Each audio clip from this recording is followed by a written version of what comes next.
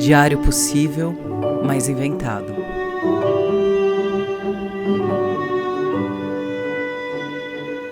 Data, Nunca fomos tão jovens. local. Nas ruínas da Mesopotâmia. Por tudo que ainda me possa causar espanto. Essa frase ficou na minha cabeça um tempo como se fosse um mantra, um sonho acordado, algo soprado por um anjo, se anjos houvessem, ou gatos em forma de anjo. Anjo pode ter qualquer forma? A descrição dos querubins na Bíblia é muito esquisita. Eu não consigo imaginar e parece que é bem inspirada em um tipo de anjo ou um gênio comum nos templos da Mesopotâmia. Uma criatura chamada Quirubu, que era um touro alado. Isso está em Ezequiel.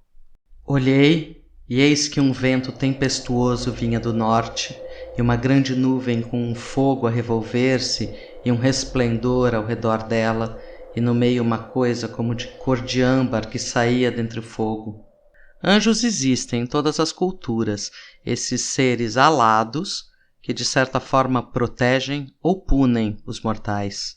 Ouve só a continuação do Ezequiel. E do meio dela saía a semelhança de 4 animais, e esta era a sua aparência.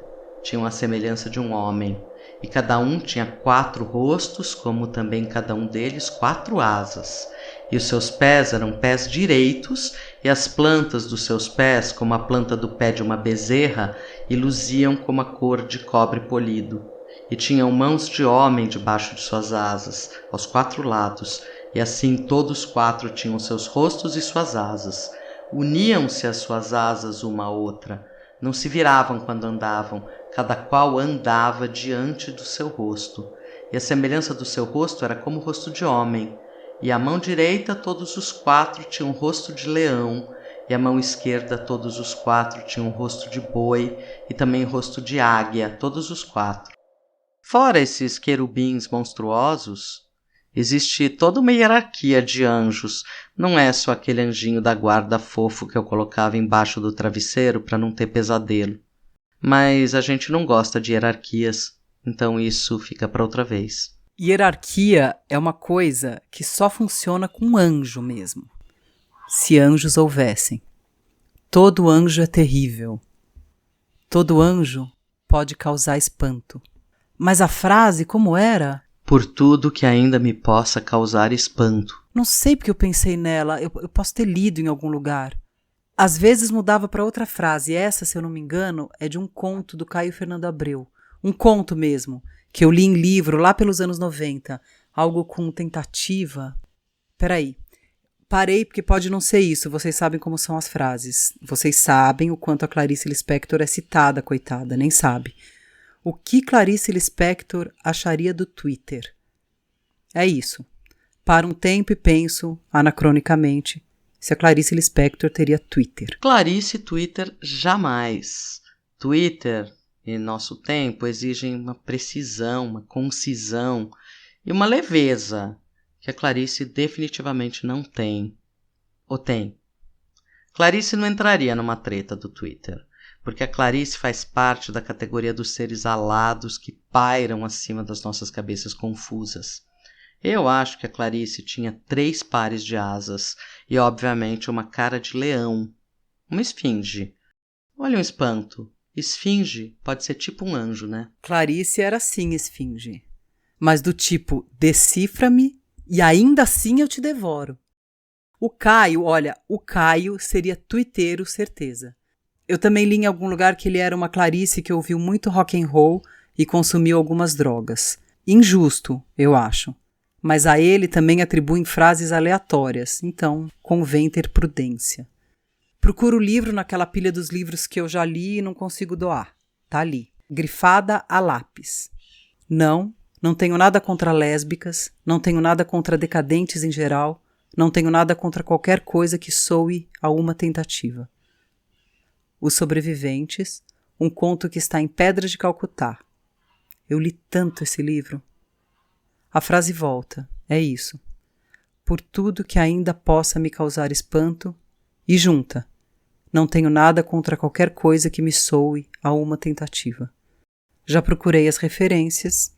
Queria saber por que essa frase hoje, justo agora. Justo agora, porque o tempo pede espanto. O tempo é de fezes, maus poemas, alucinações e espera, dizia Drummond, sobre outro tempo, mas que é esse também. E olha a citação novamente. A cabeça de quem lê muito e também escreve funciona num modo angústia. Nunca dá para saber se eu estou criando mesmo ou plagiando, ou homenageando, ou imitando. A angústia da influência, viram? Já fiz outra referência. E vou fazer outra, que também acontece muito. Frases de peças de teatro. Algumas que eu escrevi, poucas. Umas tantas que eu já fiz, outras tantas que eu li. Essa eu acho que eu só li. É do Molière, em Improviso de Versailles. Diz que quando não está plagiando um autor do passado, está plagiando um autor do futuro. Claro, é um xiste. Xiste é piada. Essa história de angústia da influência é de um crítico chamado Harold Bloom. Ele fala basicamente que a história da literatura se move quando um autor forte tenta criar algo novo, uma obra nova, original, que supere a pressão exercida pelo cânone de autores que o antecedem. O lance é que até a negação da influência é uma influência, e aí tudo fica freudiano demais. Freudiano como a ideia de xiste, uma piadinha que revela um monte de conteúdos reprimidos socialmente.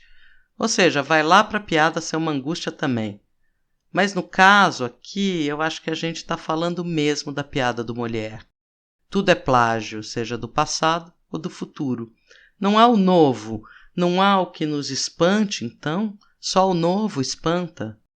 Mas eu prefiro tirar esse tema do lugar da angústia e entender que, na verdade, tudo que a gente fala conversa com o passado, com algo que já foi dito, e aqui a gente responde.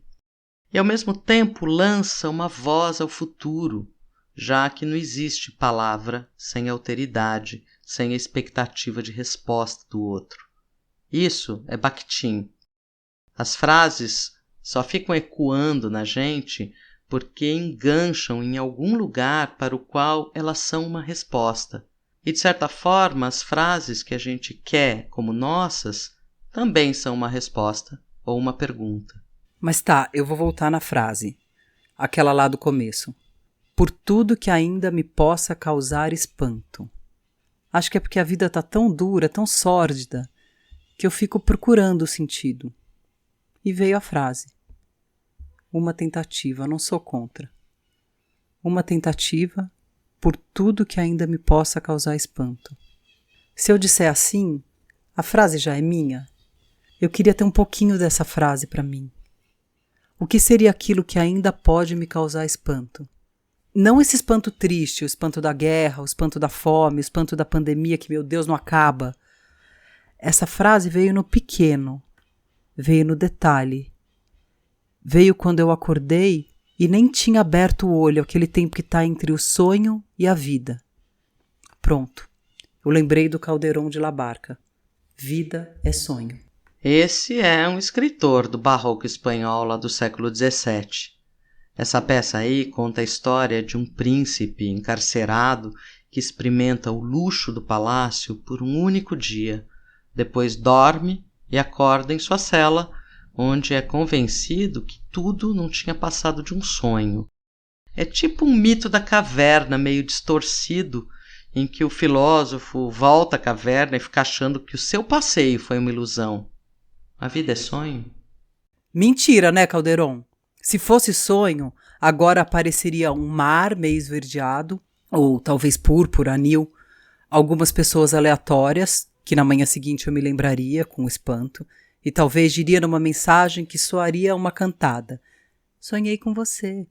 Talvez no sonho teria um orelhão daqueles discados no meio do mar e eu ligaria, sei lá, pro Papa, pro Lula, pra Monja Coin. Mas a vida é real e é aqui, onde eu sento com uma xícara de café na mão, na soleira da porta da minha casa e penso. por tudo que ainda me possa causar espanto e soe a uma tentativa. Da soleira onde eu me sento eu vejo passar um pato, 14 formigas, meu gato, meu cachorro que tá velho, outro pato. Tem ali uma lagarta, é tempo de goiaba, que eu nem gosto, mas estou cercada delas. Borboletas gostam de goiaba, sabia? Eu também não sabia. Aprendi olhando. Ainda bem que eu não matei aquelas lagartas. É muito cedo. Um vento agita umas folhas na grama. Vai fazer um calor desgraçado. Acabou o pó de café. Todo anjo é terrível. Os meus anjos não, eles têm forma de acaso. O anjo me pergunta: o belo ainda pode nos causar espanto? Eu digo: o cantor? O anjo ri da minha brincadeira e responde: o conceito filosófico. O anjo me pergunta: em tempos de guerra ainda cantaremos? E eu me lembro do Carlos, que também ouvia anjos tortos. Provisoriamente, não cantaremos o amor que se refugiou mais abaixo dos subterrâneos. Cantaremos o medo que esteriliza os abraços. Não cantaremos o ódio porque esse não existe. Existe apenas o medo, nosso pai e nosso companheiro. O medo grande dos sertões, dos mares, dos desertos, o medo dos soldados, o medo das mães, o medo das igrejas. Cantaremos o medo dos ditadores, o medo dos democratas. Cantaremos o medo da morte, o medo de depois da morte. Depois morreremos de medo e sobre nossos túmulos nascerão flores amarelas e medrosas. Não, Carlos. Por aqui nascem goiabas, que são amarelas, mas corajosas. O mundo me espanta e o medo é um companheiro triste, fraco e desnecessário. Eu te amo, Carlos, mas hoje eu quero que o mundo ainda me possa causar espanto, porque o dia insiste em nascer, porque vai fazer sol e porque eu ainda amo o mundo o suficiente para que eu faça, ainda, uma tentativa.